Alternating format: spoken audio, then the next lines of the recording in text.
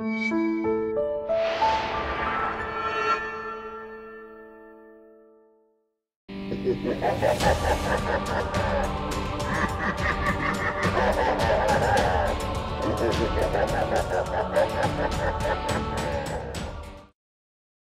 everyone, welcome back to Marvel Mania. I am Captain Logan. And I'm Eric. And today Eric and I are going to watch 2015's Fantastic Four.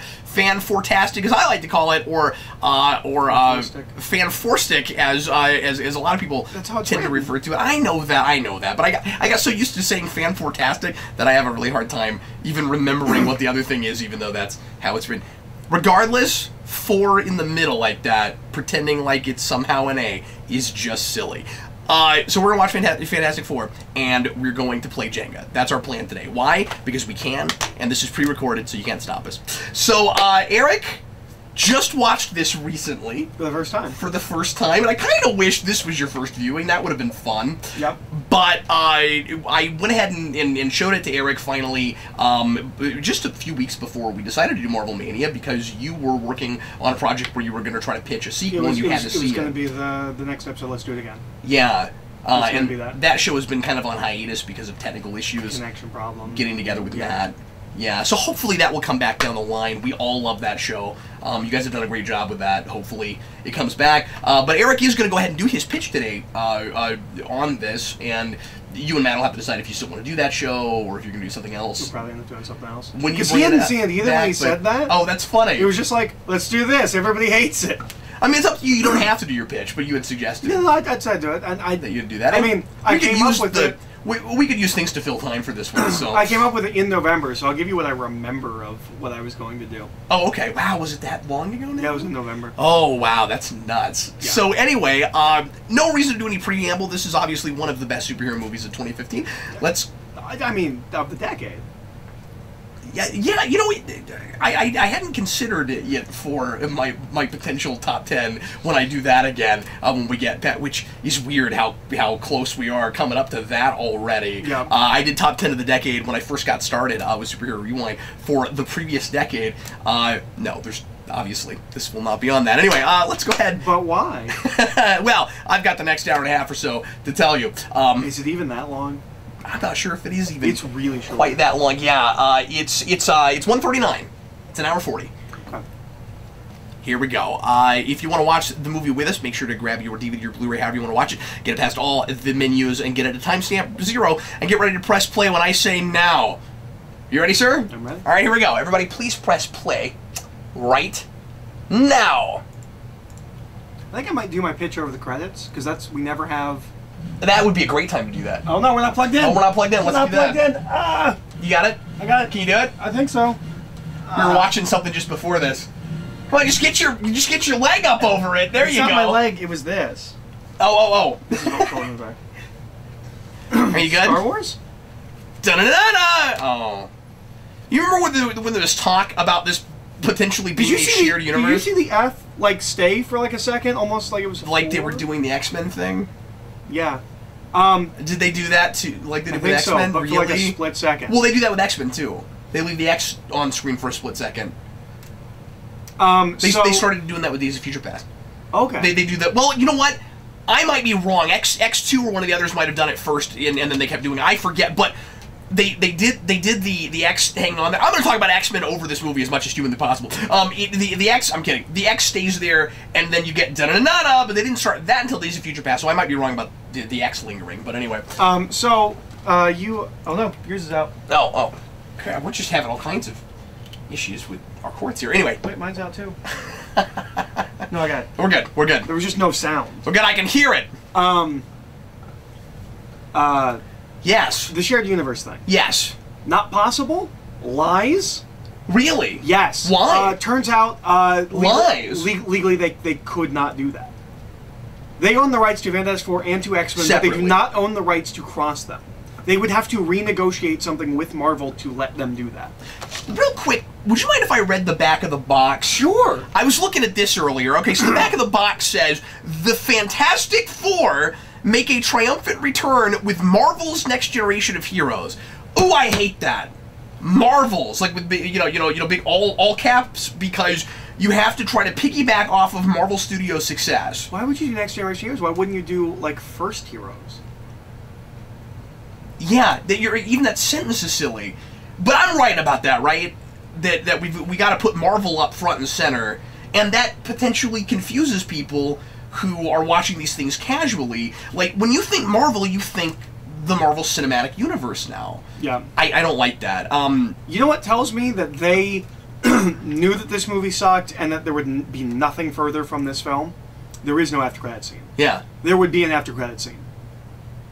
X-Men started doing those. Yeah, because X-Men was doing them. Yeah, good call. 4 young outsiders who teleport to an alternate universe, their physical forms altered in shocking ways. Their lives changed forever. Reed Richards, Mr. Fantastic, Sue Storm, Invisible Woman, Johnny Storm, Human Torch, and Ben Grimm, the Thing, must harness their incredible new powers and work together to save Earth from a former friend turned enemy, the infamous Doctor Doom. So almost everything about that, except for the interdimensional thing, you could have applied to the Tim Story movie. Yep.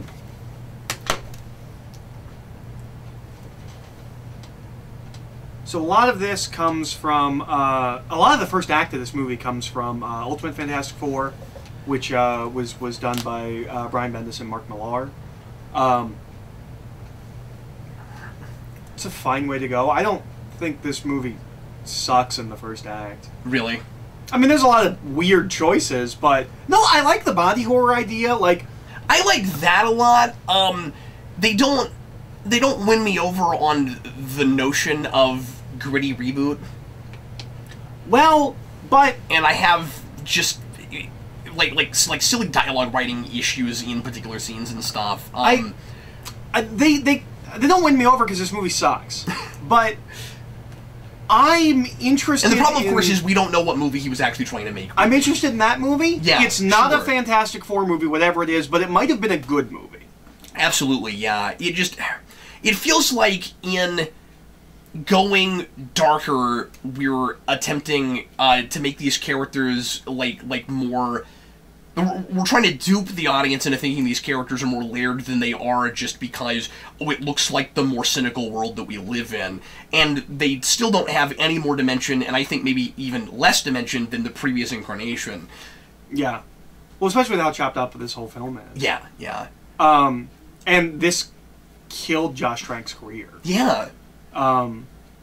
This is the poster child for like ruining people's lives with, oh, you made an indie film, we're going to put you on a big project, and if it sucks, you're done. I mean, he also did a lot of things apparently on production that were not great, and he didn't deal with the stress of making a big budget movie. He clearly wasn't ready for a thing like that, but and couldn't work with that studio. But without being there, it's hard to know who's to blame for what or whatever. And so that makes it a really difficult movie to really discuss and review on any level. Well, it's really difficult because it's clearly and now we've had a couple of those, because Yeah. Suicide Squad is also just like that, except... Yeah. Suicide Squad is more coherent than that. Except, yeah, I think so too. Except, and not as dull as this movie. Mm-hmm. The difference, of course, is that he will work again. And that wasn't because of a guy that couldn't work with a studio necessarily. Because it wasn't because of micromanaging. Yeah. And it wasn't a huge failure. This was a huge failure. There was a whole thing where somebody broke down, like, economically how much money they lost. Fox didn't even want to release it, as far as I can tell. How great would it be if there were 2 Fantastic Four films that never got released? I mean, I don't know that for sure, but I guess I just mean, like, obviously they weren't behind it. They weren't happy with what they had. They did what they think was the best they could do to hobble it together. I had a really hard time stomaching the idea that the same studio releases this that released Days of Future Past the year before. Well, and this is written by Simon Kinberg, and this is the production of the movie that makes me start not loving Simon Kinberg. He's a writer on this. He rewrites this movie heavily after Josh Trank is kicked off, and the rumor is he basically directs all of the new footage. Oh, okay. He also writes Apocalypse. I like all the Nintendo 64s. Yeah. That's a lot of fun. He looks a lot like... but I want this movie to be a little bit more, absurdist to some degree with elements like that in it. Yeah. Because it's really goofy to imagine that...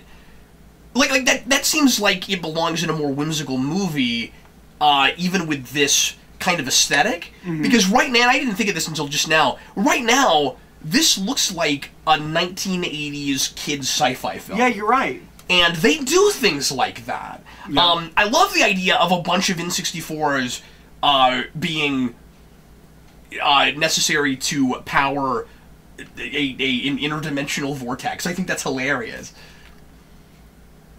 Or using... There's our first time jump. 7 years later, take a shot. Now, that's not a problem. No. No!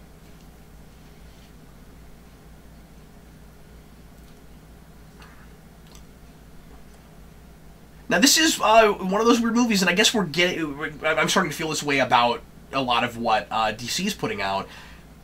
Casting is not the problem in this movie for the most part. No. I'm not a big fan of Ben Grimm, but I don't think it's really the actor's fault.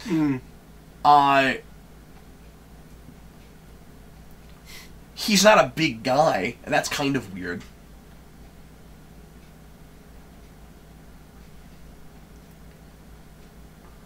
But he's... Yeah, I guess he's not. I mean, he's a teenager, so... I don't know. Yeah, I mean, he's not muscular like Yeah. you tend to think of Ben Grimm. He's jockish and kind of tough guy-ish, I guess.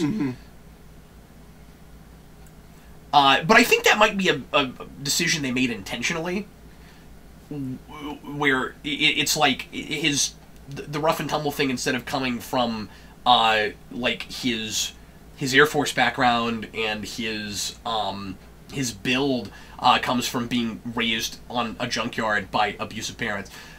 Yeah, and there's some of that stuff in the Just like Amazing Spider-Man. in the Is he gonna have to pay for that? Is he gonna get expelled for, or is he gonna get thrown out of school for a couple weeks because he broke the backboard? Why? I cannot deal with this scene. Yeah. It drives me insane. This is not how scientists would react. And this is why, this is one of the big reasons that I can't even quite meet you on the first act is okay.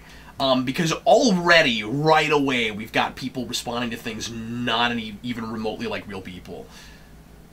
There's some stuff that kind of... And we have that problem, like I said, with Amazing Spider-Man and movies like that, where something with superpowers, people aren't responding to, like people, and yet the main characters work okay. That I don't have that with this.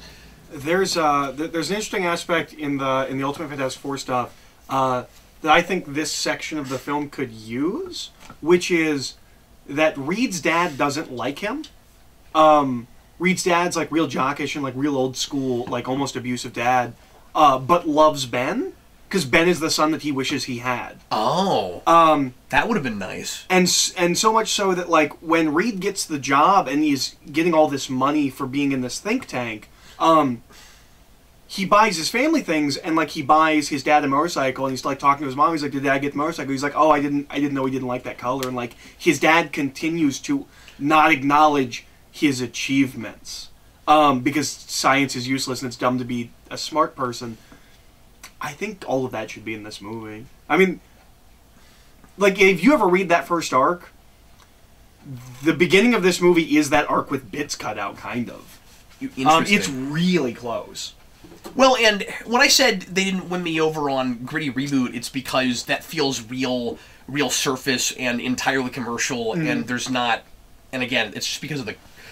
Possibly just because of the cut we got. I'm sure Josh Trank had an actual take. We'll never know what it would have looked like. Well, but Fantastic Four... Well, let me say this real quick. Fantastic Four is not... It's really easy to look at what we've had... Like for general audiences for Fantastic Four, that's supposed to be a light, fluffier thing.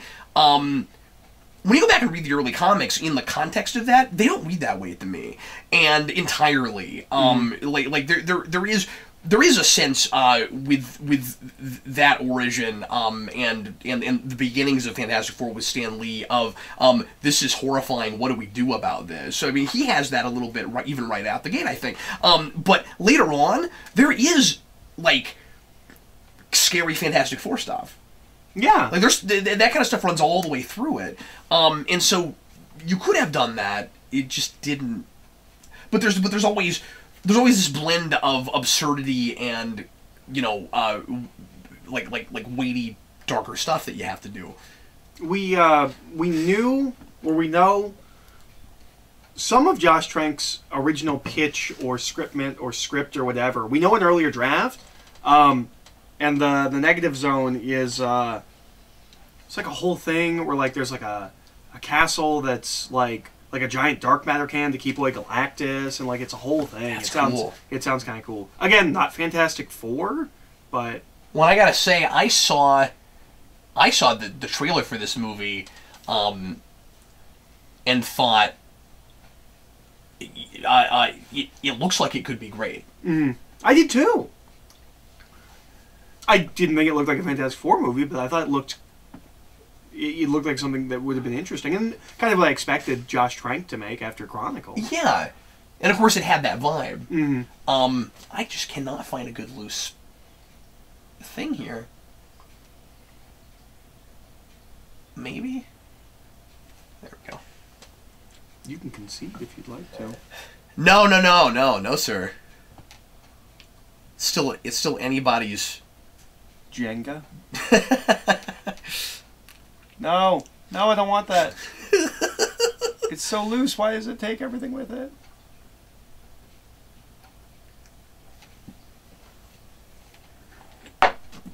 Does that count as losing?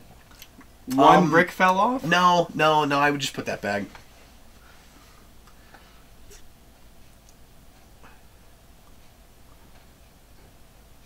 Yep, everyone knows. Everyone knows what Captain Nemo is, yeah. And so then, it's so awkward. Like, then she says she's read it, but it still plays like it's trying to make the audience feel smarter than they are. You know? Where the excuse is he's antisocial and a nerd, so he doesn't know that, but I would assume that's why the selection was made. Yeah, I don't know. Is it... I've never thought about this. Like is that too obvious of a reference? I think so. But also mean, like, in paralleling what's about to happen? Maybe. You know? I guess you could have done a thing with that. This is a thing that I think we do a lot. Where we act like the cultural touchstone stuff is anything that anybody cares about anymore in certain ways. Yeah. He would not have read that book. I mean, maybe he did, but he would have been reading, like, Heinlein and Asimov, and, like... That's where I would have gone. Yeah. Why do we keep doing this in film where, like, we can only talk about, like, the things everyone's ever heard of that came from the 18th century? That's not what would impress a kid now. We're past that technology. We would be interested in the things that's the roots of our technology now and going forward. If he's a science fiction fan, he wouldn't... I'm not saying he wouldn't have read that stuff, but that wouldn't have blown him away the way, 60s science fiction would have. Let me ask you this. How do you feel about his developing... It's the leader. Yeah. It's the leader. How do you feel about his developing interdimensional travel on accident? I don't know. I don't have a problem with it necessarily. Yeah, I can't decide how I feel about it. I guess the deal to me is... He's too good for this movie. Yeah, yes, he is.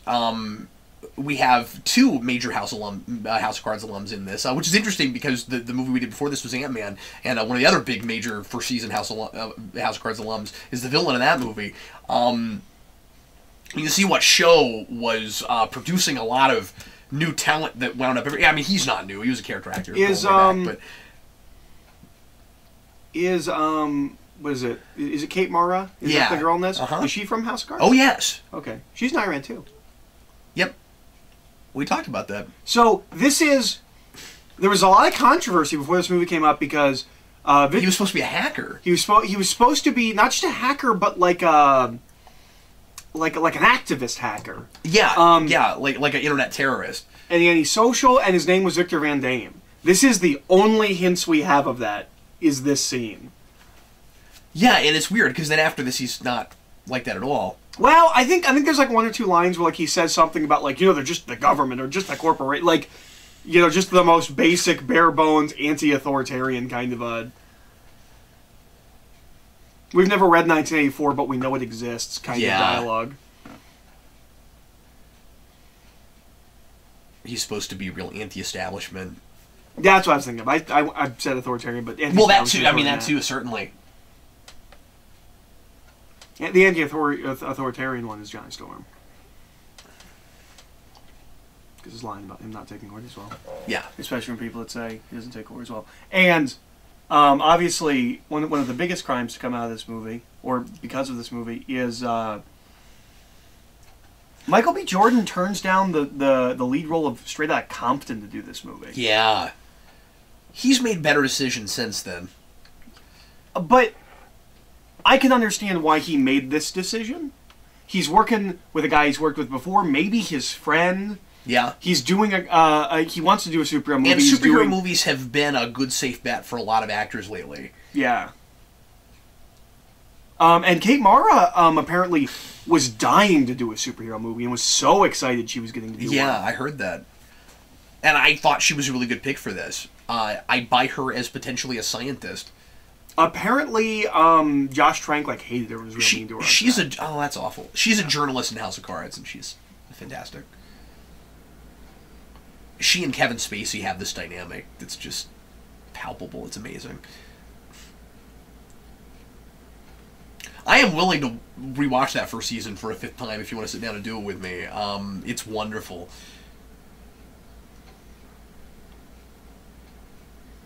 I think you'd eat it up. I'm not into politics, but it's just Everybody says it's great. Good storytelling. Yeah.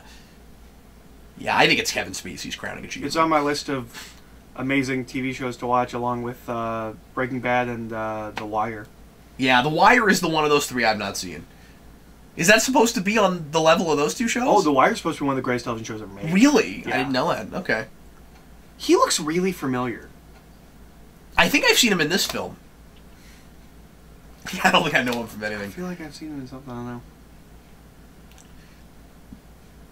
And the guy playing the Storm's father is my favorite character in House of Cards. He does a southern accent in that.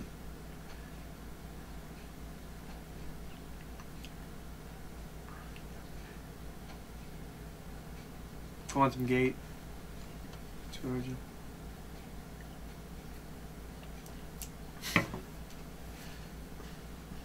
I kind of like what he's doing with his performance. Who are we talking about? Reed. Yeah. Yeah. There's a thing he's doing that I like, and I don't know. It's more antisocial than his nerd. It's more reserved. Yeah, and of course, modernizing that whole thing in movies is kind of difficult now because you know some of those stereotypes and stigmas have changed. I do think it's weird that you would go younger. And obviously that's what they did with Ultimate. Ultimate's a big influence on this, but it's very strange that after Tony Stark, you would think you would want an eccentric older guy that's your scientist. You'd think you would want a slightly older cast. You wouldn't go with kids. You think? Right. I would think post Tony Stark, you would want to make a Reed Richards that's kind of Tony Starkish. Not to say it's jokey, but well, this that is kind of modern day mad scientist riff we've done. This is the predictable, obvious thing to say. I obviously would have enjoyed a Fantastic Four that was already established. Yeah.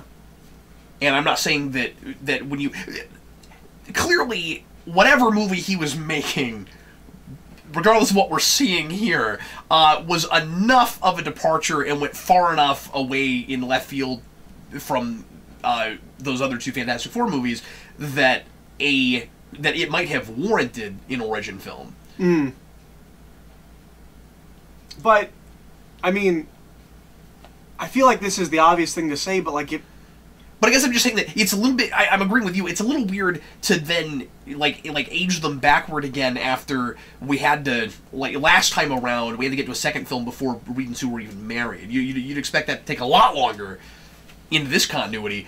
And And Fox had to have been really super frustrated because when they put this out, they had to have known there was no way it was going to make the kind of money they needed to continue a franchise. Yeah. I think there was talk for a second about a sequel despite all that, which is surprising and weird.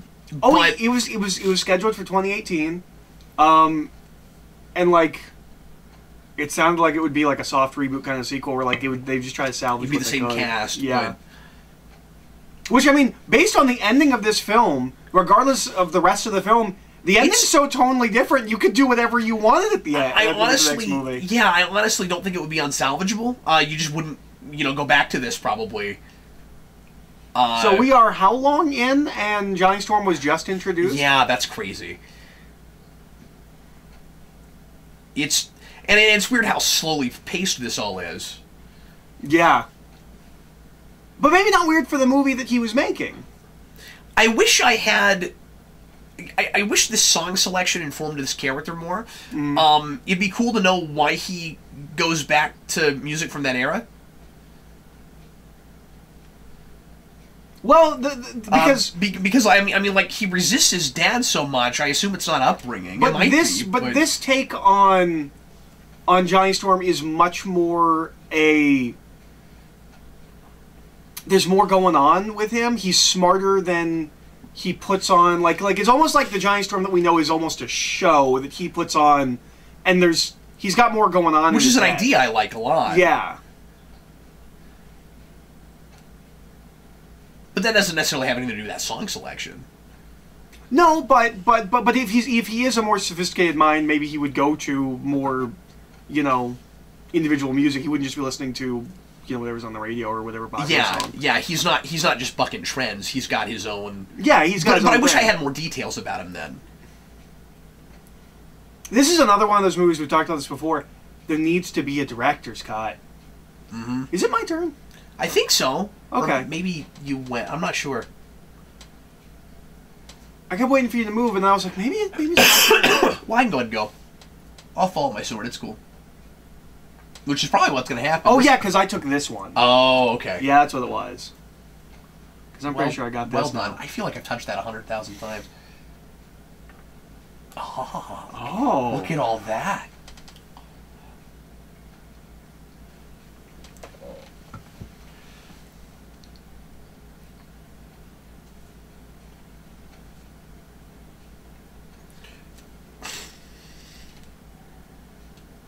Did you say I'm not wearing a lab coat? I'm not wearing a lab coat.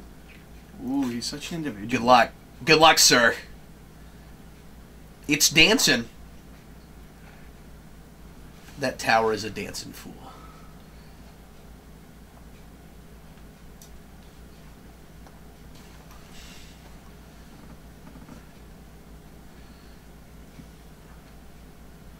Gee, he called the guy... He called the creepy antisocial guy Adolf. I wonder if he's going to be the villain. It's also because he's foreign. No, I know.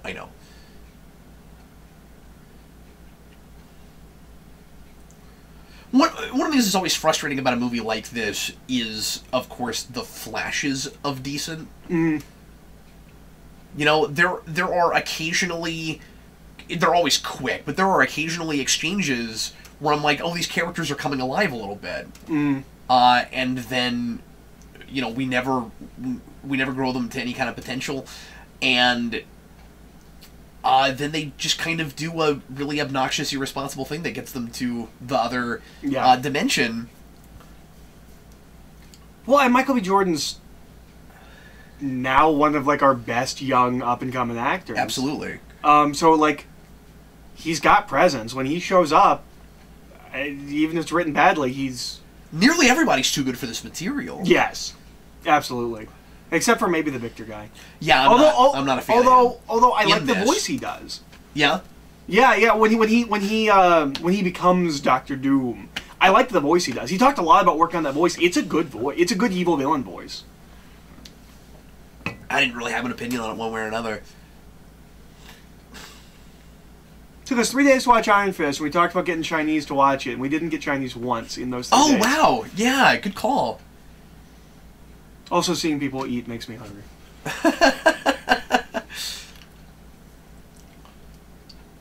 And, it would have been nice to have anything to distract ourselves. Yep.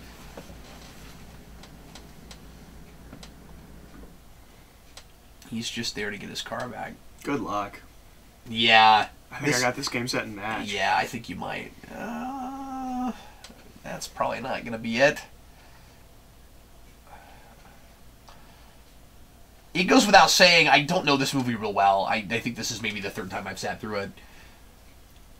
Did you only see it once in theaters? I think so. Ooh. Ooh. Ha ha ha! Man. Boom shakalaka. That was too easy, friend.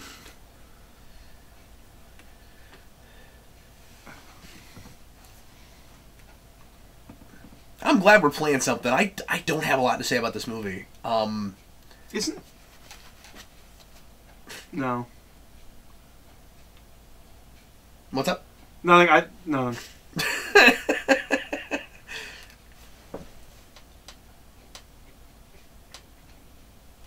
So why'd you wake him up?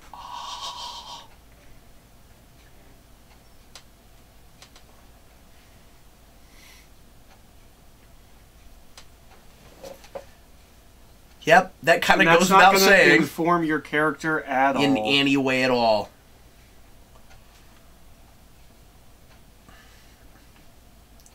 Yeah, you're right. Johnny Storm as the rebellious kid that's trying to go his own way, that doesn't want to be in the shadow of his of his father's glory and fame and stuff, is a really cool take on that. Well, and as opposed to just doing the kid who's really full of himself. Well, and the whole dad thing comes out of the Ultimates. I don't think their dad is a presence at all in the comics. Maybe we've moved forward and done stuff with him, but yeah, I don't know. In the Ultimate comics, he's I was so surprised by that when we saw that in the trailer.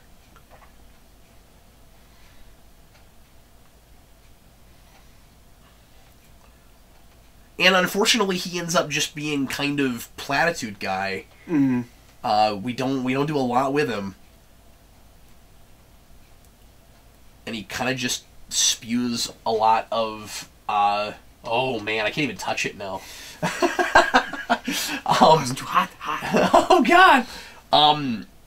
Yeah, he kind of just spews a lot of wise sayings throughout the film.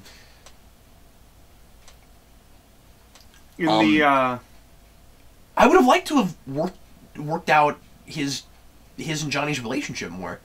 Yeah.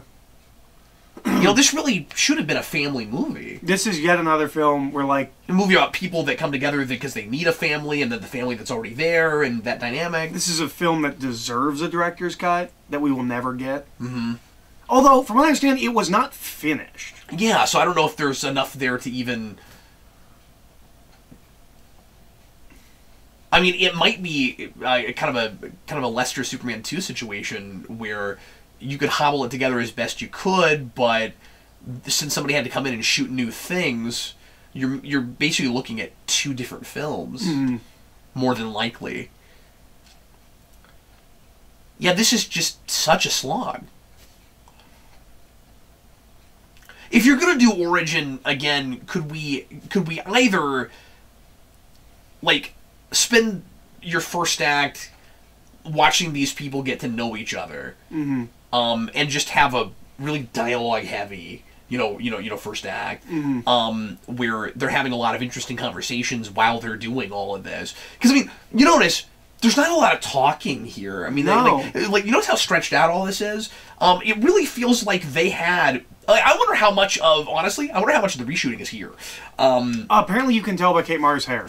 Oh, really? Okay. Her hair wildly goes back and forth between a really bad wig and the hair that she had. Weird. And so you can tell every scene that's reshot by her hair. Oh, that's crazy. I didn't even know that. That's what people have told me, but I only saw it. But you either do that, or you get them to the other dimension in 10 minutes. Yeah, see, I think that's her actual hair. We'll pay attention for, So which one is which? Is the wig later, or is the wig's first? later. No, the wig's later. Okay. Because she, I think, dyed her hair back to... Because I don't think she's a natural blonde, or if she's a natural blonde, she doesn't normally have it blonde. I think she's blonde in House of Cards, too, but No, maybe she is a brunette in that. People pay more attention to that than I do. For some reason, I have a very difficult time remembering colors of hair sometimes. I can see somebody in a TV show for years and not remember what their hair color is. Well... I had that in real life with people in glasses, too. I can't remember if somebody wears glasses. I do wear glasses. Yeah, I know that about you, but I wouldn't help you get those. That's true. Oh. This could be a mistake. This could be a mistake. Everything about that is a mistake. Oh, it's hanging by a thread, and there's not even a place where it's on, just one in the middle. But it feels like it. It feels like there's 5 of those.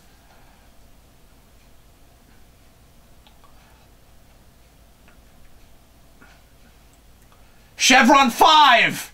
Chevron 6!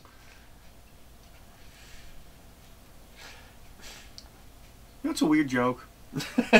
in Spaceballs, when he says I'm from the Ford Galaxy... Yeah? Oh, I forgot about that one. It's not our universe. Like, it's not like some kind of social commentary that, like, Ford owns a galaxy. Like, it's really weird. No, it's okay, because they're flying around in a vehicle we have. A Winnebago. Yeah. There's more pop culture references than that. Oh, there are. There's a lot of them. Oh, come on. Would you explain to me what that Spaceballs thing has to do with this movie and why you suddenly brought that up? No. Does it? You said something that made me think of anything? Something. Nothing? Okay. No, you said something that made me think of, like, the Ford Galaxy. All right. Look, all we promised was that the movie would be on and we would make a video. So how was your day? It was okay. I worked on some rewind editing. Oh, cool. And I took Jason to dance, and then we went to an arcade and played video games. It was a good day. Oh yeah, because Wednesday is the boys' night. Yeah. Mm-hmm. That's when Jason beats me at Mario Kart. That's when I go get my butt kicked by my 6-year-old playing Mario Kart. Yeah, but you got Gallagher. He schooled me today. Did he? Yeah. So anyway, this movie... Stop trying to distract from the fact that it's your turn. I'm trying to think of things to say. I never had this problem. But I don't know, it's just... There are the 5 or 6, Here's this. Massive... issues with this, and then just scene to scene, there's not...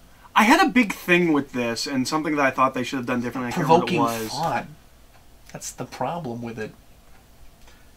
It's an hour and 40 minutes, and it could have been 40. Yeah. At least they didn't make it 13 episodes. Yeah. Boy, Power Rangers better be amazing, man, because this has not been a good week for us. Nope.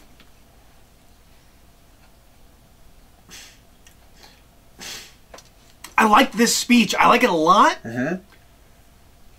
And yeah, I like it a lot too. This, in case you're not watching this, which you're probably not, he has this whole speech about how the people that design the spacecrafts don't actually get to go to the moon. Somebody else is living out their dream, and it's such a good speech. It's such a good idea. Yeah, and not only that, but they're not remembered. Yeah. Yes. They don't have the legacy. Yeah, they're not Neil Armstrong. It's almost like Tesla. Every time. Yeah. I would be okay with all this if we just didn't get drunk. Anytime you have inebriation in the mix, it's like, okay, you're almost in a... You get into a weird gray area place where you're almost not yourself. It's like a crutch for... We know they're kind of doing something stupid, so what if they were drunk, so we can say that, well, they weren't completely thinking it through. Yeah, and I don't know, that just... Especially in the theater, that hurt my sympathy for these characters. I didn't feel like they were that irresponsible. I mean, I guess Johnny might be. Mm. You know, because he's just constantly pushing against things.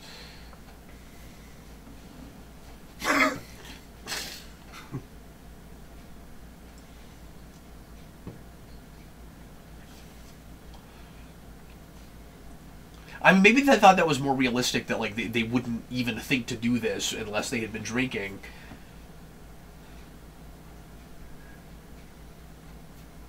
And maybe it was also supposed to be, well, we would have to make it somehow believable that they could break back in without anybody knowing about it. But then, okay, my whole issue with this, it's starting to come back to me a little bit. My issue with this was, you're not thinking at all about consequences, and maybe that's part of why alcohol has to be involved. Mm-hmm.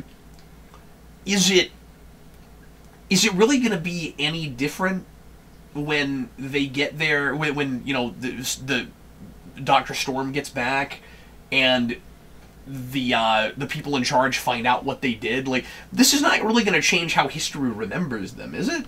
I wouldn't think so. Maybe that doesn't matter as much to them as just getting to do it. We built this. Because he's just saying foreign people. Look, he plays his trailer like you do. Yeah, that was in the trailer. Yeah, because it was a scene of joy.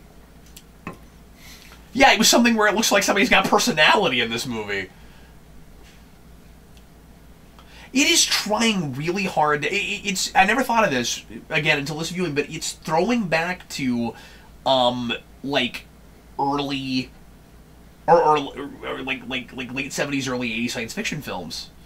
Oh no, there's a ton of Cronenberg influence in this. Cronenberg's a big influence. The Fly and not Biodome. Yeah, but Videodrome. I even think space epics are kind of inspiring this a little bit. But maybe it's certainly a bit of 2001. Maybe I'm just thinking that because of pacing, and that probably happens in the editing room. That's probably not there from the beginning. We probably didn't think, let's make a really deliberately slowly paced film. I think, although I think that know, makes maybe sense a little if bit. if you're doing the body horror thing and like you're building to this thing. And like maybe that's supposed to be horrifying. But maybe when you're making it, you're thinking like, well, people aren't going to know that we're going to do that take, so they're thinking we're building to superpowers and coolness, but we're really building to something scary. I might have tried to have led with that vibe a little more. I hate that she's not. And then there. It's not a dark and gritty superhero movie. It's taking that material and making it into a horror film, at least from their perspective. Mm-hmm. And I like that idea a lot. And it doesn't have to necessarily stay that way. I say this a lot now, where you can have a sequel that's kind of in a different vein. The obvious go-to example now is Captain America, where you just have different genres. This is one of the huge mistakes that cannot be remedied by, well, Josh Trank's vision, wasn't realized. Her not going with them, her not being there. Yes. Huge mistake. Huge mistake. Huge mistake. Yeah, it's ridiculous.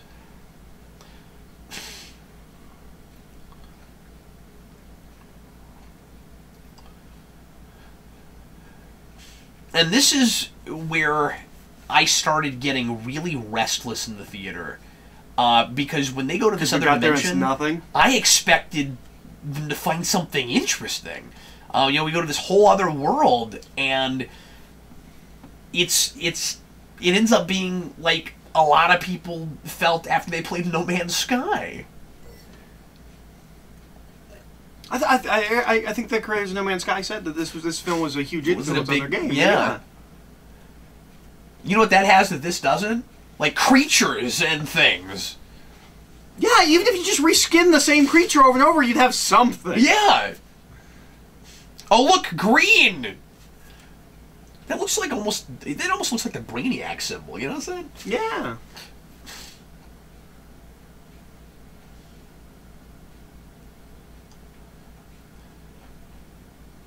Okay, so this is nitpicky, admittedly, but I always either resist or have to noodle out dated things in a movie that doesn't otherwise feel like it needs to be needs to be responding to what's going on, like, right this second in culture. This does not feel like a movie that is necessarily like it's not super out of time, but it doesn't feel 2015 exactly. It's just it's just present day. Instagram instantly dates your movie. Yeah. And those things are changing so fast all the time that I think we need to be more thoughtful when we do that kind of thing. Unless you think it's very important that your movie takes place in the year it takes place in, or if you are okay with it just being throwaway entertainment that everyone will forget about.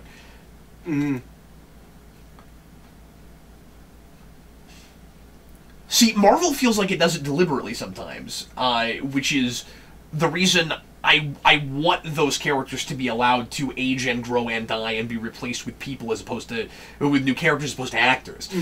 That's why I'm real on about that whole thing, because they have consciously said, even though the dates are messed up, and we've talked about that in the series, they've consciously said this is happening in this year.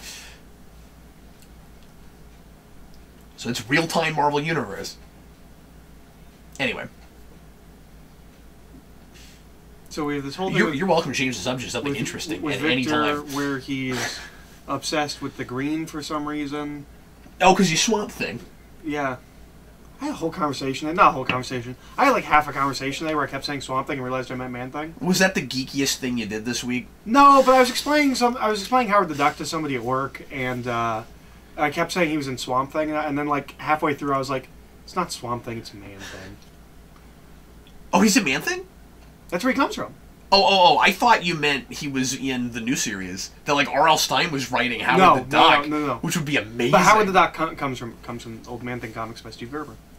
You have told me this. I had forgotten about that. I'm sure Duke told me that too. But you got me real excited for a minute. I want to see R.L. Stein try to write that character. Oh, it's even better than that because he dies in Man Thing. Before he has his own series, he dies, and people were so angry that they mailed Marvel duck carcasses and with notes that said, "You killed this duck." Now, you and I had a little bit of an argument when we watched this before about this scene. I think a lot of this looks real bad, and you were kind of fine with it. I think it but looks fine. As they're running and the green stuff's coming at them, I don't think it looks very good. I think it looks fine. I didn't think it looked real well integrated. Some of it's okay, some of it's not. It's really consistent. I guess the some deal of it is, might not be done. Yeah, that's fair. See, that look at all bad. that. That looks real bad. I guess the deal is like Mortal Kombat, the first movie. You don't really know what this is going to look like as a special effects film until you're a third of the way through it. And so they have to really win you over with this scene because it's not a special effects movie yet. I mean, yeah, they got the energy for the interdimensional transport machine, but that's about all we've had.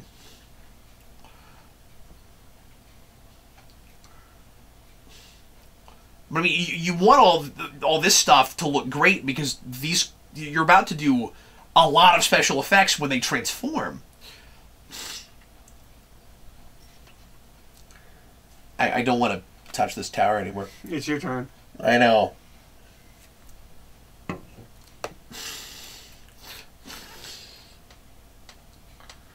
I wanted you to just like barely touch it and just collapsed. I think you could have done something interesting with her not going in the first place. Obviously, they didn't. This is a totally different movie, obviously, and I don't want to rewrite the film. But if you're doing a different kind of thing where they do become a team, where they become a superhero team, like they did in the original, like pretty quickly, because obviously they don't even think we're superheroes until the last 5 seconds of the movie. Might it have been kind of neat if like the original Fantastic Four included Doctor Doom? Yeah. And she gets her powers later on and replaces him when he becomes the bad guy. That could have been like that could have been kind of neat. But this is terrible. Oh, I can't believe we did that. She doesn't even go there. Yep, we just residual energy waves or something. And there is 5 pods. Just have 5 pods. It's almost like they thought they couldn't make us believe that she would go with them because she wasn't also drunk. Oh, so they either put her in that scene, which, I mean, maybe they thought, well, she wouldn't have done that with them, which is true. I don't think I would buy that either. I don't know. I don't really buy that Reed would do that. Yeah, so, maybe not. But no. I think it might be a case of overthinking of, like, how do they get back? Someone has to be there to bring them back. Yeah. But then... No, you're right. That is what it is, isn't it? So she ends up being a plot device that has to retroactively somehow get powers. Yep. Oh. Yeah, that's rough. Which is why they should not have gotten drunk, and it should be the dad, right? He should be like, I want you guys to have this, or something. Or you contrive it so, and this might, admittedly, this might have seemed too contrived, but you do that thing where there is some kind of an alarm that they don't know about or something, or like somebody is coming into the lab that they didn't expect, and they make a phone call, and he comes back and he brings them back. Right, but how are they going to get back in the first place? Like, that's the thing, is they wouldn't just go over there. They have to have a way back, right? Yeah. I think. See, I love the idea I of forget because we were talking over, but did they have her in on it? I thought and she so. was over there in the... I thought so. I don't even remember now. I think she also we've been sort of looking sends at this, them. but... Oh, yeah, okay, all right. Area 57. 57, Because yes. 51 is silly. No, it's because you have different areas for different things, and they're all still, secret. And 51 is space. 57 is interdimensional. yeah, and that's also where they make steak sauce. Which one do you do for Indiana Jones Crystal Skulls? 42, obviously. I mean, the life, the universe, and everything...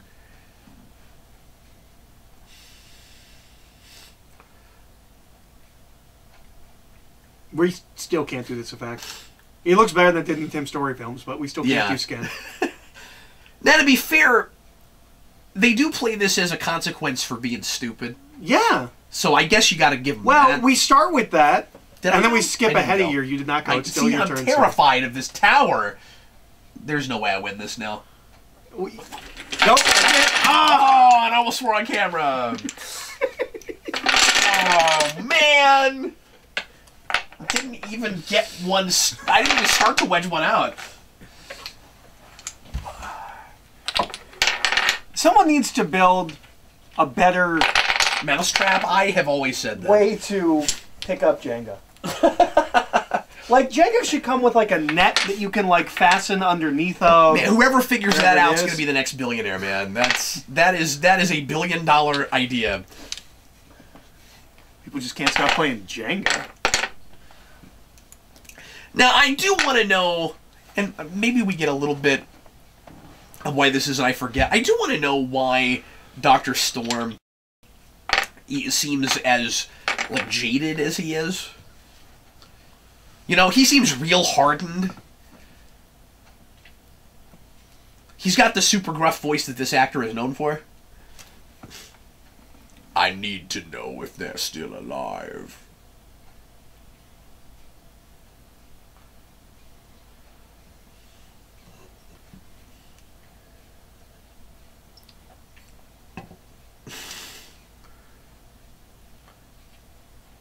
That's kind of a weird looks cut. so bad. Right? It looks so bad. It's embarrassingly bad. These fire effects.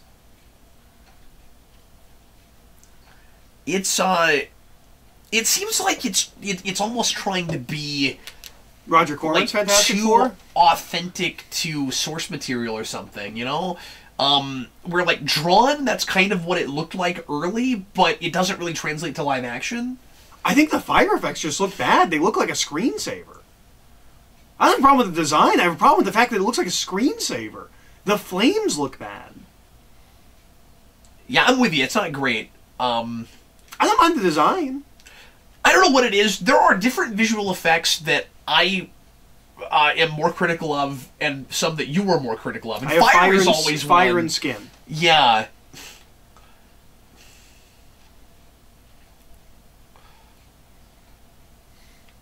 Big one for me is like architecture and stuff. I don't like it when we move around a building and it doesn't look like it's there. Just what it feels like to leave the Matrix. Man, I should have taken the blue pill. So this movie's like already over now, right? Yeah. As I recall. No, not really. Remember, he's going to run off and it's going to be another year. Yeah, but that's what I mean. And then it's the third act of the movie. Yeah. That's right. This movie is almost asking me to look at my watch. Yeah. Like, it's daring me to guess how long I've been watching it. I mean, I like this stuff. I remember really liking this scene as, like, a body horror, scary thing. Like, yeah, this is the movie I'm kind of interested in. Yeah, all of this. Yeah. I like this.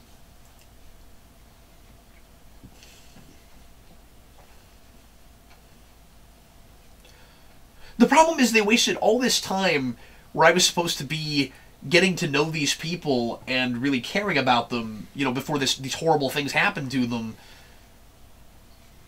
I mean, that's the formula for your movie, right? Or I mean, like that's formula is the wrong word, but like that's the arc you track where you have these people who have good intentions and they're all here for different reasons, but they want to explore and they're adventurous and they monkey with science, and then this happens to them, and then by the end they figure out a way to to get something positive out of it. Mm-hmm. That's the story they're telling.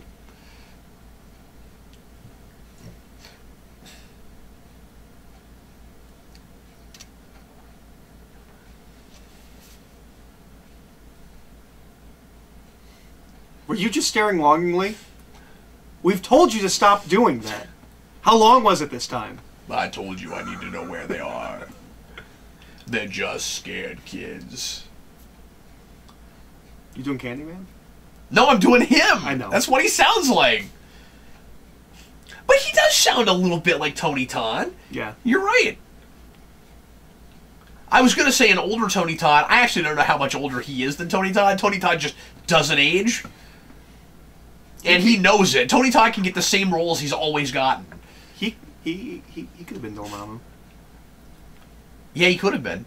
Yeah, I feel bad for Tony Todd about We'll talk that. about when we get that strange. It should have been Tony Todd. Yeah, it should have been. And I don't mind what it sounds like, and I had no idea it was the same actor, but... But after you know... After you know, I haven't... Should have been Tony Todd. See, I saw it twice before I found out about it, so I haven't watched it again. And, you know, while I knew When it... you said you thought it was like a Tony Todd role, and then you found out he was supposed to do it. Right, yeah. I said that. I was like, that obviously should have been Tony Todd. He not only was hired to do it, he came in and read the lines. Yep. He sounded bummed about it. I bet. He would have got to on screen be like, "What is happening?" Oh, it would have been wonderful.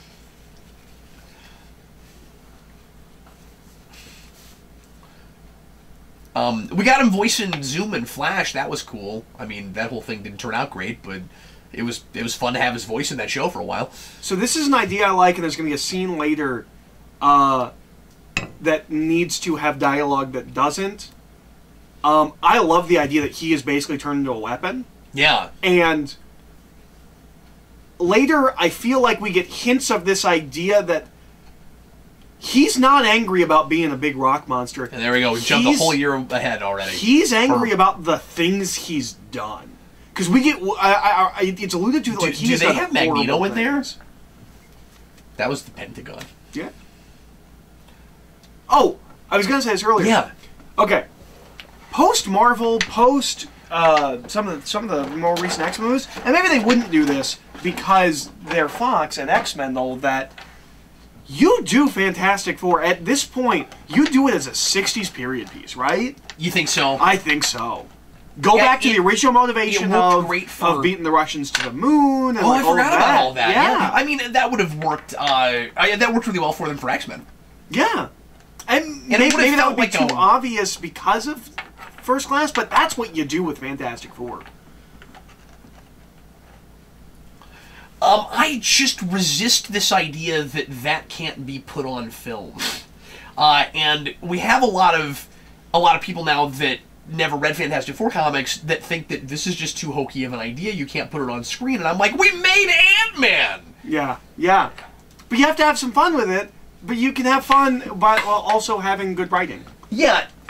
Not that the Ant-Man has characters... great writing, but... No, that could have been done better. Yeah. But the problem wasn't the premise. No. The characters... Or the tone. The characters in the thing can play it straight. They can be relentlessly serious, and Fantastic Four is like this. That's one of the things I always really like about it. You go back to early Fantastic Four, well, and even Hickman. This is why Hickman's FF is so good. Is that he's got all these crazy, absurd, ultra out there ideas, and everyone in the book is relentlessly serious, and there's something charming about that. But you're also able to, like while you know that you're looking at a really absurd thing, you can take it seriously, and again, there's a little bit of weight to it, and, you know, it feels like there's some real stakes when, you know, stuff goes down.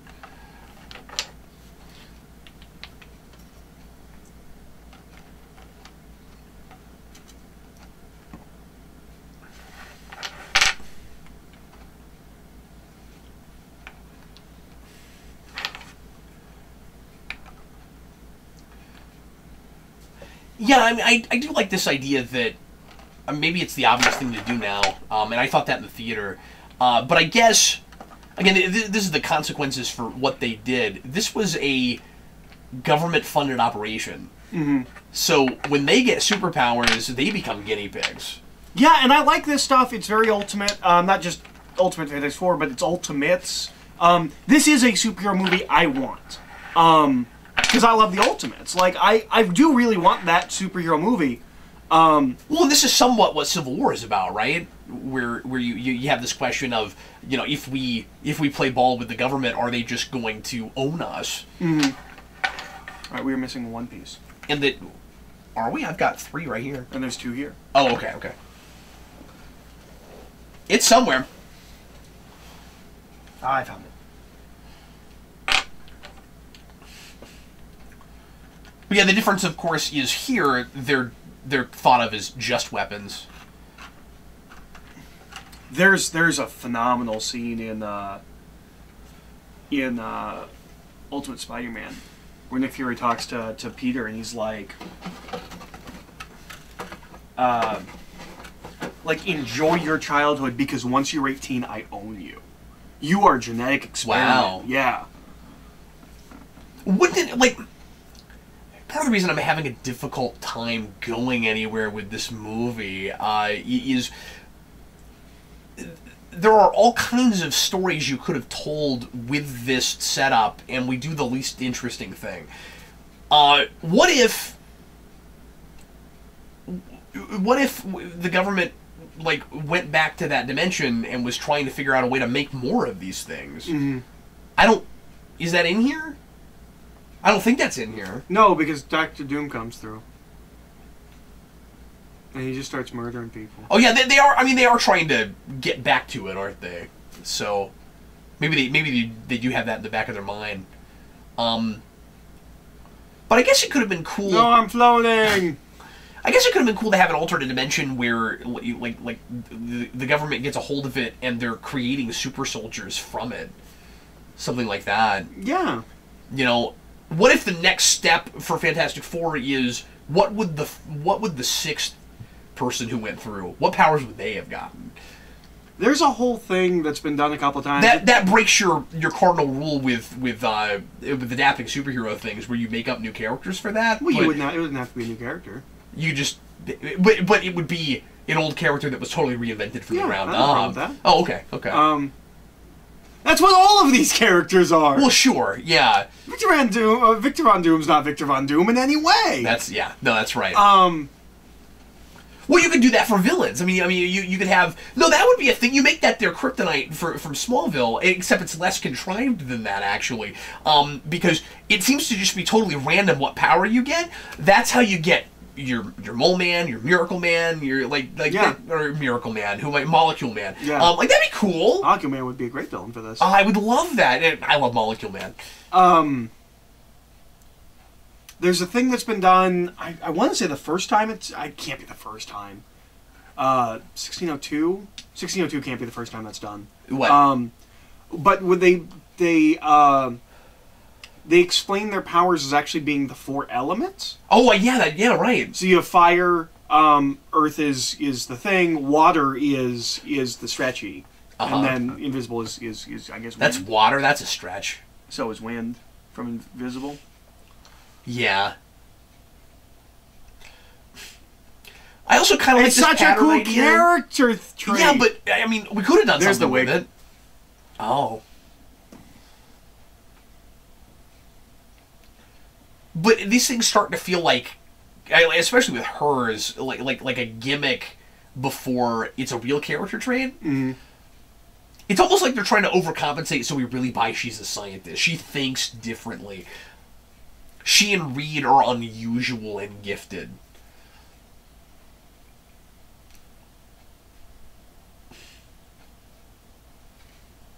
Also, I wish we played more with the idea of natural gifts versus the supernatural gifts that are thrust upon you.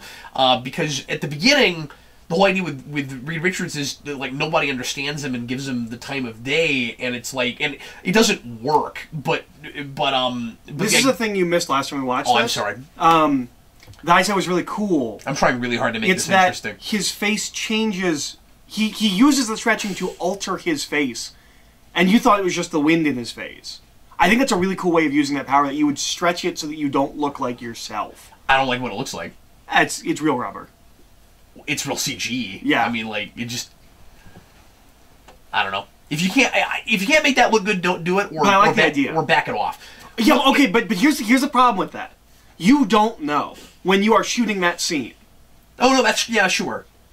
Well, that's why you have prelims before you shoot it.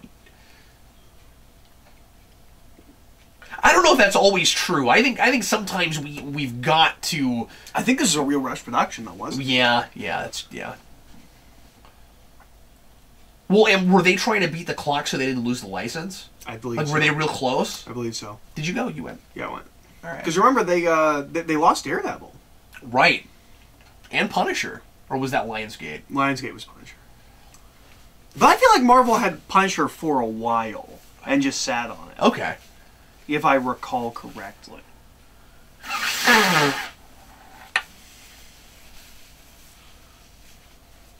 He's there. I found him. So it seems like the common, it seems like the pattern we're running into, Captain Nemo. Oh yeah, I forgot about that whole thing. The big common element that keeps coming up in our conversation is, here's an idea we like, the execution is nothing. Mm-hmm.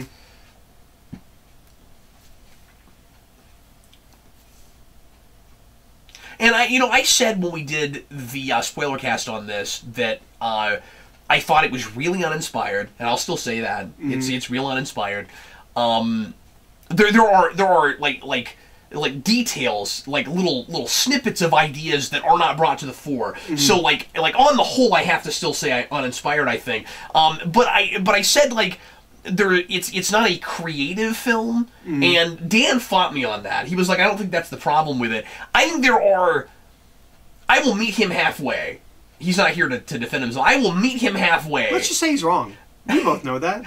But the thing is, you keep pointing out things. I like this idea. Why didn't we bring it out? Yeah. And I think that's what he's grabbing onto. Is those, those disparate things. How do you feel about the Thing design? I don't like it.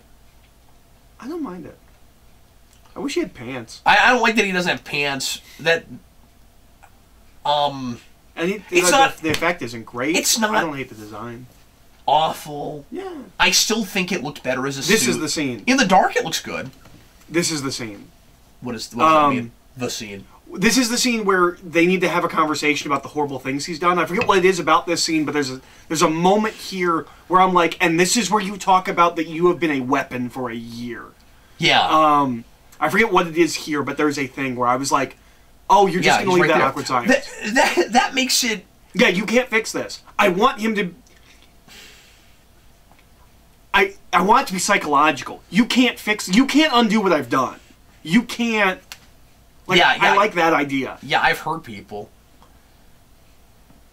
I've murdered people. Like, the suggestion is he's murdered, like, hundreds of people. Yeah, and it's almost throwaway. It's easy to forget about that. But no, that's what I want in this scene. I want him to be like, it doesn't matter if you fix me, you can't undo what I've done as this thing. Part of the problem is, yeah, and then the name The Thing gets interesting. Because he's treated as a thing. Well, I just did that on accident, but yeah. Yeah. Well, he says you turn me into something else, but we're not elaborating enough. You're right. I mean, we really should make that a little bit more explicit. And I don't mean handhold the audience. It's just, I'm not engaged already. That's the problem. At this point in the film, you've got to throw that kind of thing at me to remind me why I'm supposed to care.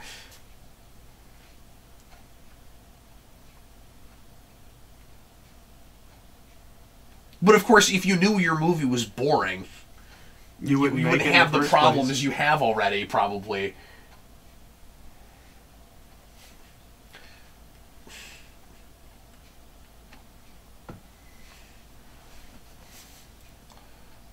It does feel a little bit in the way it's paced. I can't believe you already did that. That was amazing. Two moves! Gotcha in 2 moves! Checkmate! I can't play chess, but I can make you knock down a tower! I wanted it to stand and just play like suicide mode, and that didn't work. I guess I didn't make you do anything. You just made a really stupid move. You knocked over the tower. Well done. I checkmated myself, thank you. I love how we're doing this around all my equipment, so we have to, like, get around cords and things in order to pick up all this wood. Is that is that a search vector, or is that a piece of Jenga?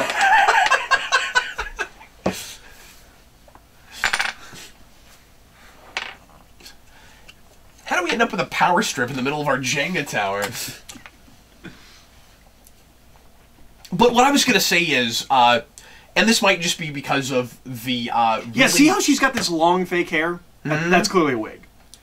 Her hair's shorter and it's darker. It looks different. I can't tell if it's a wig. That's not clearly a wig. But it clearly looks different from the others, and it will change from scene to scene. Right. It's not just because it's a year. But I think you've been pointing out a wig when you thought it was her real hair. I've been trying to find it, and now I'm like, oh, that's it. Because her hair is shorter. It's different, but it's not a wig. It doesn't look like a wig to me. But apparently that is how you can tell the reshot scenes. Anytime she's got that hair, at least when she's in it, it is a reshoot. But what I was going to say is, I might just be saying this because of the really dull experience you and I have had in the last 3 days watching Netflix's newest original series, Marvel series. But this feels almost like it's trying to pace itself like one of those Netflix shows.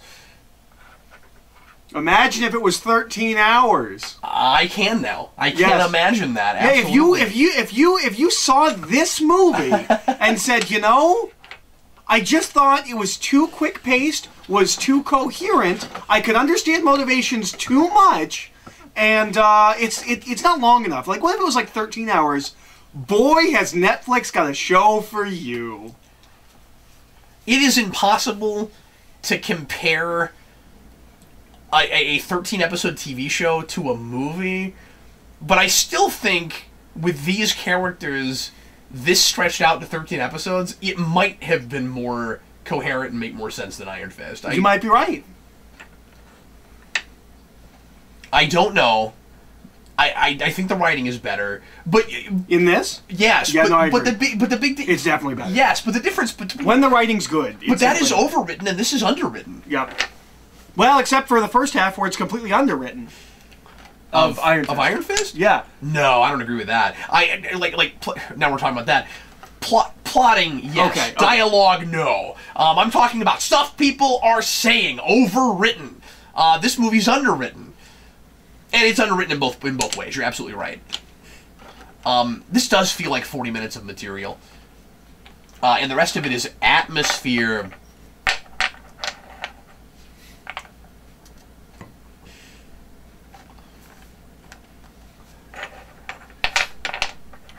I was gonna say that, and I was like, I haven't really been paying attention to this movie. I'm sure if I was paying attention, I would know.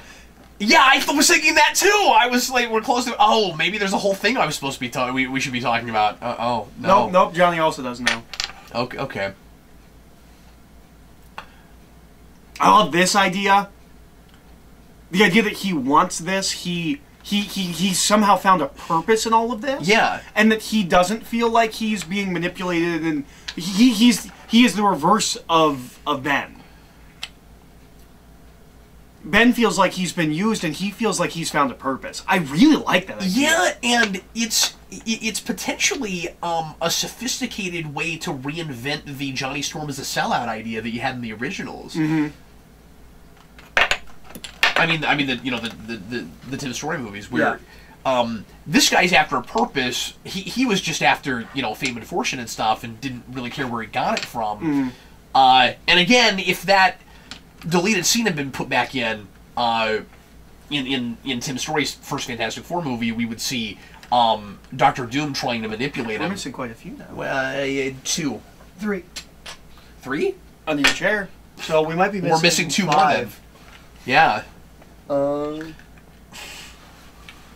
He's totally. I got 1. He's totally gonna grab a power strip. So we're missing 1 more then. We're missing 1 more. I just keep backing up. I'm just telling you. Sell it with a net.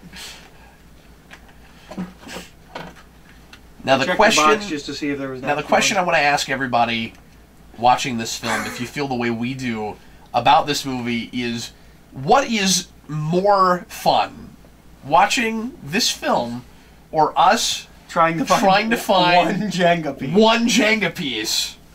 Oh, you want to make one right here? It might have. It did not. Last time you dusted under there. It's been a while. Yeah. Well, you don't usually dust under a chair. Usually you'd vacuum, but I didn't do that either. So I'm clearly not like the vacuum expert. No, we lost a Jenga piece. We did. It's here someplace. It must be. We'll find it. I will find it. Just play with 2 fewer pieces for right now. We could do that. See if we don't lose any more. Well, it's 1 fewer piece. We've got everything but 1. No. I mean, I would just take these off. Oh, I see. Start with a full tower minus 3. I don't know if that makes it harder or easier. I don't know. We'll find it. It's here someplace. I'm gonna go first this time. Sure. It's time for our tiebreaker match. I mean, if you want to call your victory a victory. We're just going, wouldn't it be funny if we just, from the beginning, were... Why are you wearing a hood? Where'd you get that? I have an explanation. My pitch for a sequel. He's supposed to have... Oh, cool! I can't wait to hear it. I did not come up with a pitch because that wasn't the point of this video. No. But I just thought I came up with an idea. Why not? Okay, so. Oh, and that was always our joke when we've talked about this. Is my pitch is just something Galactus. Yeah, that's exactly what you would do. Mine's more interesting than that. Look, mine could be interesting. I would just make it, it would be a sequel to this, but it would be exactly Galactus in the comics, going all the way down to the color scheme is different, he's wearing a kilt, and Ultimate Nullifier in this universe. So I had a moment where I looked up, I'm like, oh, there's the piece, oh wait. Those, see, that would make for such a great action figure here. Yeah. Oh man, those bars really look like there should be a Velociraptor behind them. I wish. It really looks like Jurassic Park to me. You do understand bars were not invented to hold Velociraptors. Are you sure? Are you sure? I thought that was the reason for bars. Isn't that why they call them raptor bars? No? Oh. Talking about the jungle bars? Yeah, when we were talking about Incredible Hulk, Incredible Hulk, and you mentioned that he was in this, I forgot all about that. Yeah.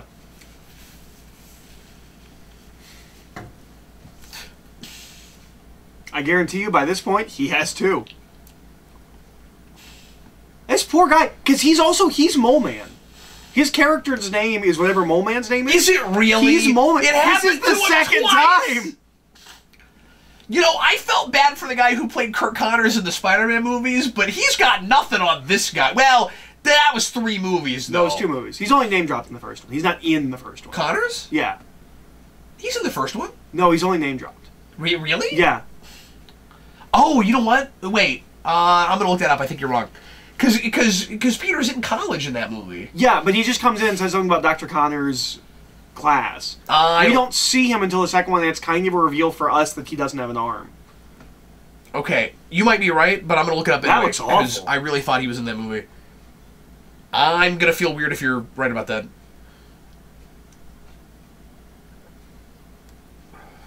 He's all glowy. He's all green glowing. I do something with that too. I'm on pins and needles.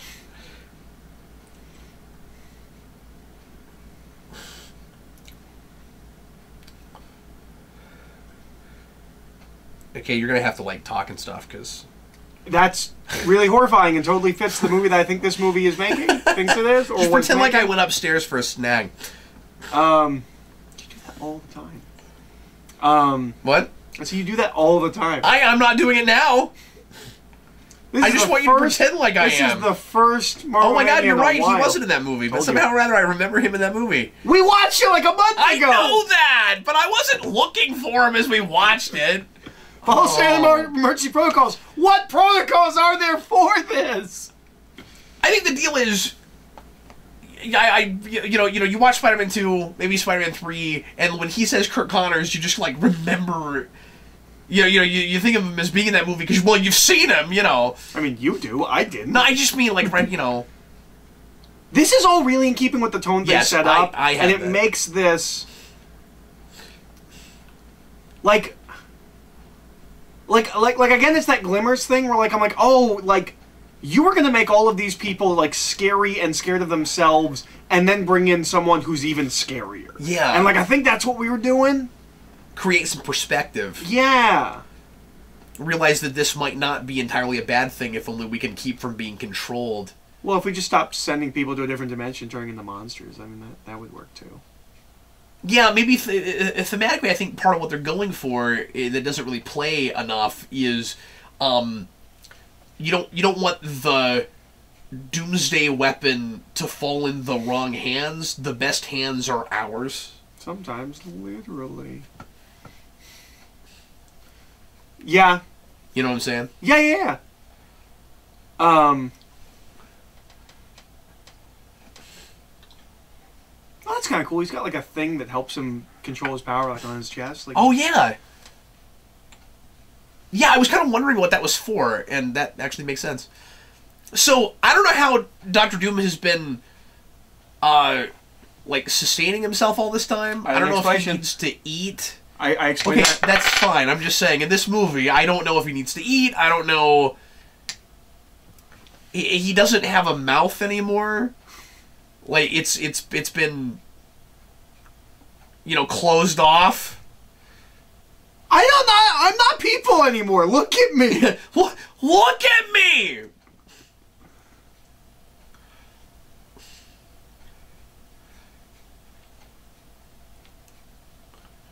Yeah, saying stop always works. Yeah, and of course this is just real. Oh, you're right. Why didn't I just stop?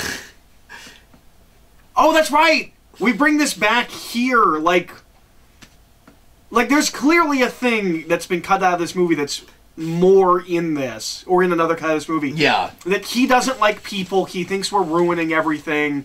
He's real conspiratorial. Like, it's... You can see the glimmers of the movie that they were making. Yeah. It becomes an environmental thing. Well, I don't think it's an environmental thing, or I don't think it necessarily is an environmental thing as much as it is an anti-people thing. Well, he just said you're destroying the Earth, so... Yeah. They would have to flesh that Just send him over to the other dimension. You don't know what's going to happen to him. He can come back and be better. Yeah, also, shouldn't there be a little bit of talk about what might happen if somebody that already got powers from there went back? Well, I mean, he just did. No, I know, but I mean... theoretically, they should be a little scared to what go if over. we mutate even more? Yeah. I'd be worried about that. I've read enough comic books. I watched the Neogenic Nightmare in 90s Spider-Man. Sometimes when you get a mutation and it seems stable, it starts mutating some more. Hey, look, it's the end of Suicide Squad. Except it's not over a city this time, so we're in another dimension. We're still doing blue beams into the sky. We sure are. Oh, I guess it's into our sky. Sure. Oh, it does show up over here. I forgot about Poltergeist. That. It does look like Poltergeist.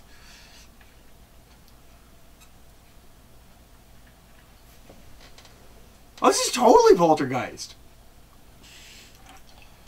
Don't go into the light, guys. Don't do that. That's already bouncy. The tagline for this movie could have been "They're back." A dinosaur story. They're back. A dinosaur story. I want that crossover. Steven Spielberg's involved in both of those movies. Poltergeist meets They're Back, a dinosaur story.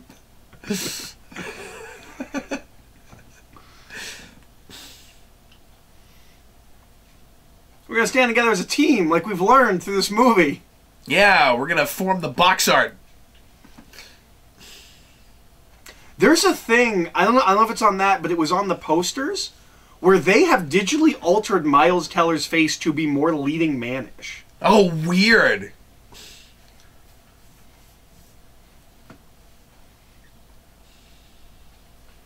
Because that was a big thing I remember, was that Miles Teller was the director's pick, and Kate Mara was the studio's pick. Like, to use Miles Teller, he had to use Kate Mara. Oh, weird. But I like that casting choice. So do I. Theoretically. Yeah, I mean, nobody's getting to strut their stuff in this movie. No. And there's no energy to this picture anywhere. Again, you get glimpses of personality here and there, but we don't even have any exciting performances to get behind. So, Max Landis has talked about what his pitch for this movie was. It's too understated to have a dimension that is this boring. That's the point I'm making. I forgot this affected the Earth at all. I forgot all about this. Because Max Landis has pitched on apparently every movie that's ever been in production ever. And then tells the internet about he can have a YouTube show about it. That's what he does. While he's washing his dishes, or giving his dog a bath. He does do things like that. Or I don't think he's giving his dog a bath on camera. No, I don't think he has. But I don't love his pitch. Well, we've seen enough of his house now that we can guess whether or not he had a dog. I don't love his pitch. It's the thing that Max Landis sometimes does, that sometimes works, sometimes doesn't. He overthinks it and tries to go real reinventing. I like his Ninja Turtles pitch until the end. He has this idea that I don't like and is too cutesy and far away from source material, but is kind of cool. Like, I'm in this weird mental place where I'm like, that's too far away, but that's a cool idea for something else. But when they all get their powers or whatever, Ben is just a rock. Like, he is just a rock that they have to carry around.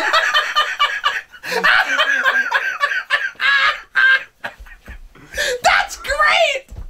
And then he realizes that he can control other rocks and becomes like a giant thing. Like, he summons like all these rocks together. Oh, so he's like Gridnack. Yes. From Galaxy Quest.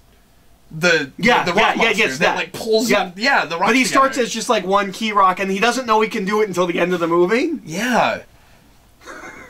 Oh boy, I love that idea. I want the scene where somehow or other they're all named, right? It's like I guess I'm Mr. Fantastic now, and I'm the Invisible Woman, and I'm the Human Torch. What am I gonna be? I'm just a rock. We'll name you Pet Rock.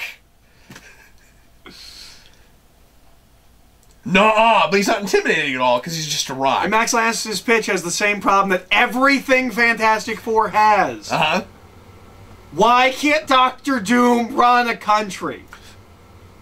We still Why have is that evil not okay? people running countries. Why is that not okay? Why? What is that? Is it too old-fashioned? Is it? Why can't he at least be over the top and have some gravitas? I don't know.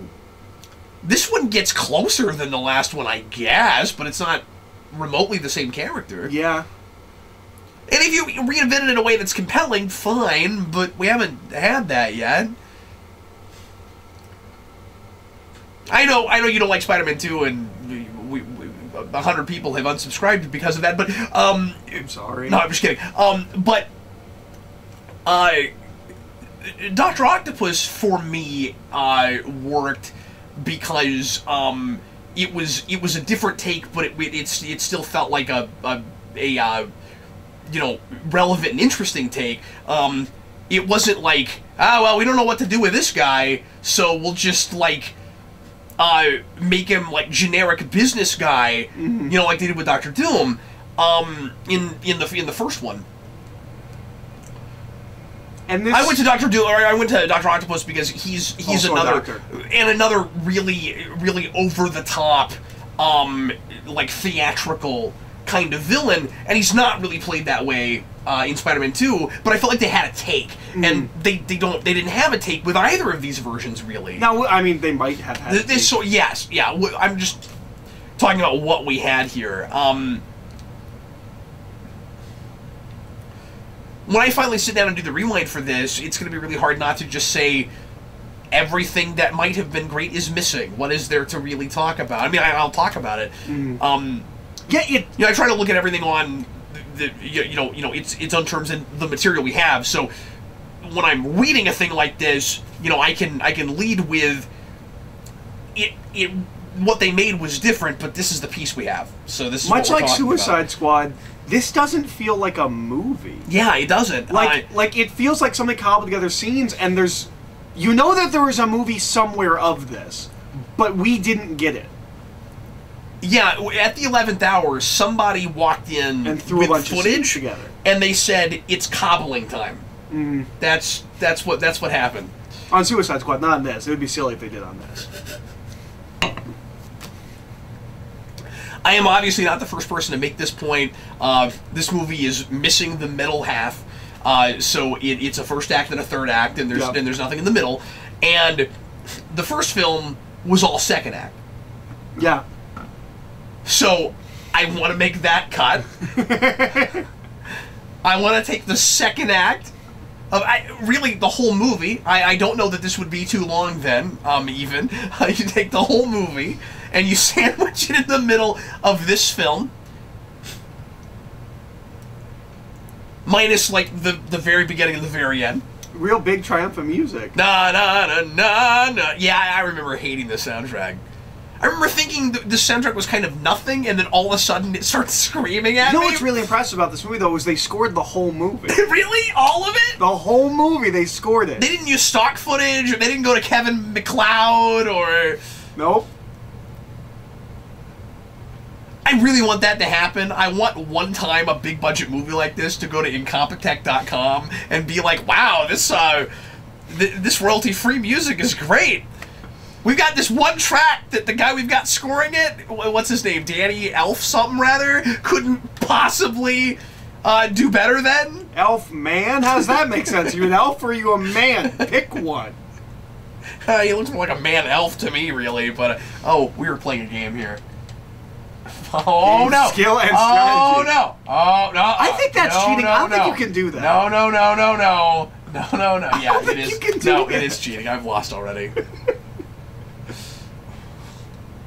So I won. Okay, I'm sorry! Now we're going to have to pick that up. Why would you do that? We've already lost one. Well, you see, I cheated, so I felt like you wanted the satisfaction of didn't. having that fall on yourself. You thought wrong? Oh, okay. I was like, okay, we're done. Now I can go back in the box. No! Those were the thoughts. I'm not apologizing.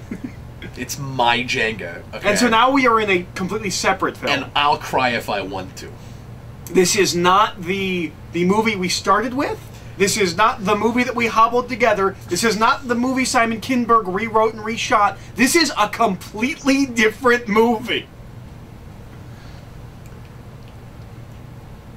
Oh, so now they went to the Flash's city. That's a weird thing in the Spirit. She goes, what year is it this year? She goes, what city is it? And he goes, Central City? Uh-huh. I don't think it's actually Central City. I think it's like a joke, because it's like this year, Central City, something like that. That is the Flash's city. Why? Well, Yeah. she does ask that question. That's good. Are we? And there's... Okay, so... Why does the number matter except we know what the title is? Yeah. Well, you see, I think we should have a name because we have a team and there's 4 of us. Yeah, you're right. This is a totally different movie. I mean, you could make the argument this is a dynamic they couldn't have built until now. Did they think they got to this point? I wouldn't know, really.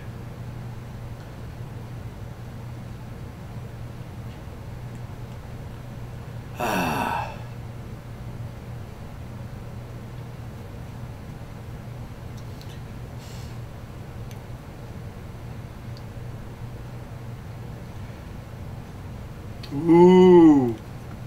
And of course, it's weird because it's after Age of Ultron. They both have the same idea. Like, Age of Ultron just did that. Obviously, they didn't steal it, but that just, like, adds insult to injury when Matthew Vaughn was a producer on that. everybody's already, you know, fighting this so hard. Thanks, Stan Lee. You really saved this one. He doesn't even have a cameo. No, he doesn't. He probably got And cut with the rest of the Fantastic Four is his. movie. I mean, if he should have a cameo in anything, it should be Fantastic Four. Yeah. Apart from Spider-Man, that's the next thing he should most Don't have worry, a cameo Stan. This in. time we put your cameo in a scene that is essential to the plot and cannot be cut. I mean... Well, we cut the plot out of our movie, so... And I think he has... I think in the second Fantastic Four, he's playing the same character he does in the first. I think that's the only time that happens. Or am I wrong? I think Is he you're still right. the male guy? I think he's still... No, he's at the wedding. He's trying to get in. He goes, don't you know who I am? I'm Stan Lee. That's right. It would have been really fun if he had 2 cameos where he's playing a character and then he's playing Stan Lee. That would have been amusing. Okay, so E. So what's your pitch? Okay. So... Excuse me, guys. I know I had character stuff, and specifically the thing with the thing where he used to be a monster. Did you write any of it down? No. I did not end up Oh, writing okay, it down. okay. I don't think so. But so, I had character stuff, but I don't remember what that was. But like, it was gonna be great. But It was going to be great. so basically, the idea was that they're a brain trust, and they're like a place of inventors where they're making things, trying to make the world a better place. Yeah, they wouldn't just rush out and become superheroes. Yeah. So, a guy in a purple suit like comes and is like, you need to stop doing this. You're gonna like mess everything up. Like you don't know it yet, but you're gonna mess everything up. Like premonition or something? Kind of. And I'm trying to remember now. There's a whole thing with the negative zone, which is not the negative zone. What did we call it in this? It's like Planet Zero or something. Yeah, something real generic. That exists outside of our time and exists in a different span of time. So what happens to Doctor Doom is that he's there for like hundreds of years and has evolved into what he is from the like green stuff and things like that. And there was going to be this whole thing about like the society there that was going to be like the mole people, not the moloids. So everything's underground, and that's why you don't see anything on the surface. And that's the big like threat that's coming in the future, is that they're going to come over. I had a whole thing about them being used as weapons, but the big twist would be that the guy that came to them and warned them was actually Kang, because they have the rights to Kang. Yeah. And he would look like Doctor Doom, but purple instead of green. Because he also came from that dimension, and the way that time travel works is, because time moves so much slower in that dimension, like, you can almost, like, perceive ours and just, like a doorway go into different points in time. Oh, that's cool. Yeah. And so, yeah, it'd be a whole thing with that. I had this better thought out, but My big thing was I wanted to do Kang, and I wanted the Moloids to level cities, and so like that was the thing was like. And I think maybe Kang was going to turn out to be Reed from the future, and had like gotten trapped there, and spent thousands of years, like evolved beyond what Doctor Doom had become. It was a whole thing. I'm remembering. I realized how little I remembered as I started talking. But the big thing was Kang and the time. I can actually see how just the germ, the premise premise. Like, the premise is it's Fantastic Four, but darker and kind of a horror thing for a second. But, like, all you really have here is a germ. It's not bad because it's ridiculous. Mm-hmm. It's bad because nothing's going on. It's not... minus, as we said, a few cool ideas that just weren't really brought out of it. It wasn't unsalvageable. No, not at all. Which is really strange. You could have made a sequel this easily. No one would have seen it, and it wouldn't have been worth the effort. Yeah, I mean, Dan's right when he says this isn't the worst superhero movie ever made, and it's not. It's one of them, I think. But it's... but there are superhero movies that are...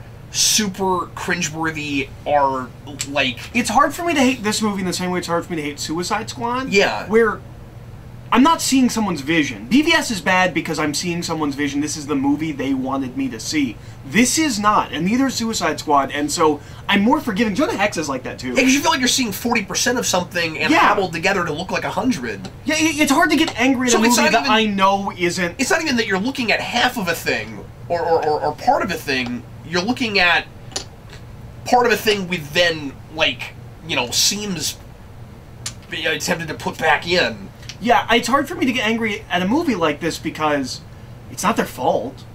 Or it's not some of their fault. Like, this is... You can't get angry at a movie like this. Like, this movie is terrible for, like, you can't make fun of this movie. You can't be angry at this movie. Like, why would you do this? Well... I don't, like, no one knows why. Yeah. Because it's not there. This is a movie... it's an enigma. This is a movie where you get angry at the studio. This is the studio's fault, to some degree. I mean, Josh Trank, it seems like he did some real obnoxious stuff. And again, who knows who's to blame? It's just... Well, but we're not looking at a finished product. We're not looking at a real, like, completed vision. Yeah. We're looking at a thing that was too far along and too much money was put into to scrap. Yeah. I mean, that's what you're looking at, is scraps. Essentially. Yeah, and it wasn't done in the first place, and they tried to cobble it together with someone else trying to fix it. It's... Yeah, like, it doesn't even feel like... It's not a movie that's insulting my intelligence like the other Fantastic Four movies were. Mm. You're right. The problems those have are things they did on purpose. Mm-hmm. They thought this was a good idea. I don't know what is in this that they thought was a good idea, what they just did because they didn't have the time to do anything else. Like, I don't know what this movie's supposed to look like. I think I know. I have ideas based on what's in this film, and based on the initial draft that like, we know some of the ideas, and it wouldn't have been that movie. That was like a first draft, and it got way toned down. Like, I don't think Galactus would have ever been in this movie, but... Yeah. I think there's an interesting movie somewhere in here. But maybe I'm wrong. Maybe the movie Josh Trank was making was not this bad, but maybe all the ideas didn't come together. It's so easy to assume that there is a really good version of this movie. Maybe there isn't. Maybe he never carried through on some of these themes and ideas, and it would be a better movie, but it still wouldn't be a great movie or anything like that. Yeah, and I also don't want to... I also don't want to come off like boring is better than, like, crazy necessarily. You know what I mean? Mm-hmm. Where you know, I would almost rather watch something that is funny bad than something that is just dull as bricks. I always go that way. Awful is better than mediocre. But then the word "better," of course, becomes really arbitrary. It's more about what I would enjoy watching, yes. as opposed to, you know, if a story is good. Yeah, if you're gonna mess up, I want you to mess up gloriously. Yeah. Because if you just sin boldly. If you made something meh, I don't. It's hard for me to care. Yeah, and again, that's why. So, if boring is worse than nonsensical, mm-hmm. Because that's what's weird about this movie is it's not that it doesn't make sense. I just don't care. Yeah. I think it kind of makes sense. by the end.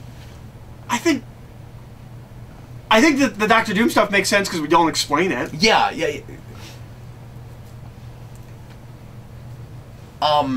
But yeah, I don't know. It's just a quagmire. I guess what I was going to say is, if you feel like I do, that you'd rather watch something nonsensical and bad stuff crazy than something really boring, then you might put a movie like this at the bottom of a list and call it the worst thing. Well, it's one of the worst things to watch. But critically, on a story level, I don't know that it's. I couldn't call it the worst superhero movie ever made, but it also feels unfit. I mean, I think it's unfair. It's hard to not to put it in the same category as the 1994 Fantastic Four movie. It feels like an unreleased movie, even though we have it, and it was released. It feels unfair. Like, if somebody made a list of worst superhero movies, it's unfair to put this here because it's not a movie. This is not worse than BVS because this is not a finished product. This is not a vision. I mean, it is. They put it out. You have. I know, but it's real hard for me to judge it like that because it's not done. I mean, just if you didn't know any of the background and all you had was this, you have to. Yeah. And again, when I review things, I to some degree look at it that way. But it's but I don't know. It's not offensive. It's just really, really dull. No, it just makes me curious for the other things. This movie makes me curious to know what this movie could have been, and that's kind of it. Yeah. Well, anyway, thanks a lot for watching. We sure appreciate it. And tomorrow we will be back with Deadpool. I was sitting here thinking it was MCU. We looked it up before. I know we did, and then I was like, is it an MCU thing? We have 3 or 4 left. Deadpool, Civil War, Apocalypse, and Doctor Strange. So we have 4 left, and that's it. And that's nuts. We are finally almost there. Once again, thanks for watching, folks. We sure appreciate it, and we will see you again tomorrow. I am Captain Logan. And I'm Eric.